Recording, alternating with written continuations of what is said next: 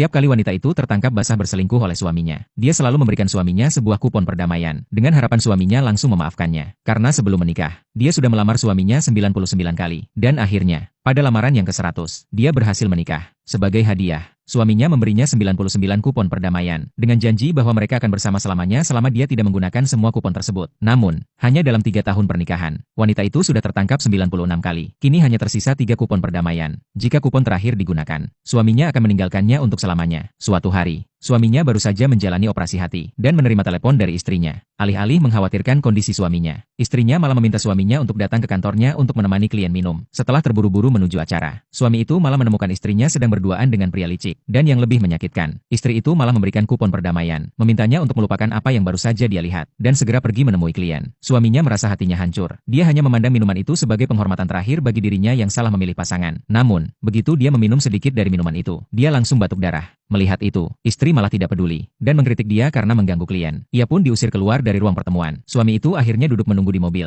Namun, setelah acara selesai, dia melihat melalui kaca spion. Istrinya masih berpelukan dengan pria licik itu. Tak bisa menahan diri. Dia akhirnya keluar dari mobil dan mengganggu mereka. Namun, istri malah balik menyalahkannya, mengatakan bahwa dia tidak seharusnya bersembunyi di mobil. Suami itu merasa hatinya telah mati. Kemudian istrinya menerima telepon, mengabarkan bahwa pria licik itu pingsan karena mabuk. Dia berniat pergi menjemputnya. Namun, setelah berpikir, dia malah berpura-pura menjelaskan kepada suami bahwa dia hanya peduli dengan bawahannya yang muda, dan jika perlu, dia bisa menggunakan 1 kupon perdamaian lagi. Suami itu hanya dengan tenang menjawab, "Jika kamu memutuskan untuk menggunakan kupon perdamaian, aku tidak akan marah." Mendengar itu, istri langsung tersenyum lebar dan pergi. Namun, dia tidak tahu bahwa itu adalah kupon perdamaian terakhirnya. Suami itu sudah tidak memiliki rasa sayang lagi. Dia segera menulis surat perceraian, menunggu istrinya menggunakan kupon terakhirnya. Ketika istrinya pulang ke rumah, dia meletakkan sebuah tas di meja. Suami itu melihat bahwa itu adalah kue dari toko kue kesukaannya. Ada sedikit kenyamanan yang muncul di hatinya. Namun, saat dia membuka tas itu, dia terkejut. Ternyata hanya ada 2 potong pakaian kotor. Istrinya mengatakan bahwa pakaian pria licik itu kotor, dan dia membawanya pulang untuk dicuci tangan oleh suami, sambil mengingatkan agar suami mencucinya dengan bersih dan menyetrikanya. Istrinya kemudian pergi untuk ngobrol dengan pria licik di telepon. Suami itu mendengar percakapan mereka tanpa sengaja, dan segera menyadari bahwa kue tersebut sebenarnya dibeli untuk pria licik itu, sedangkan pakaian kotor itu adalah untuk dirinya sendiri. Istrinya tanpa malu-malu mengatakan di telepon bahwa dia tidak tega membiarkan pria licik itu melakukan pekerjaan kasar. Hati suami itu hancur. Dia bergegas masuk ke kamar mandi, melihat tangannya yang kini kasar. Dia menahan amarah yang semakin membakar dalam dirinya. Namun suara istrinya kembali terdengar, mengatakan bahwa dia harus kembali ke kantor karena urusan pekerjaan. Suami itu langsung bertanya, jika dia tidak pulang malam ini, apakah dia bisa menggunakan 1 kupon perdamaian lagi? Istrinya tidak menyadari bahwa itu adalah kesempatan terakhirnya. Segera dia menyetujui, mengatakan bahwa dia akan kembali sebelum tengah malam. Dia bahkan berniat mencium suaminya. Namun suami itu justru menghindar. Istrinya agak terkejut. Namun, teleponnya berbunyi lagi. Dia tidak lagi curiga dan segera pergi meninggalkan rumah. Saat itu, jam menunjukkan pukul 9 malam. Hanya ada 3 jam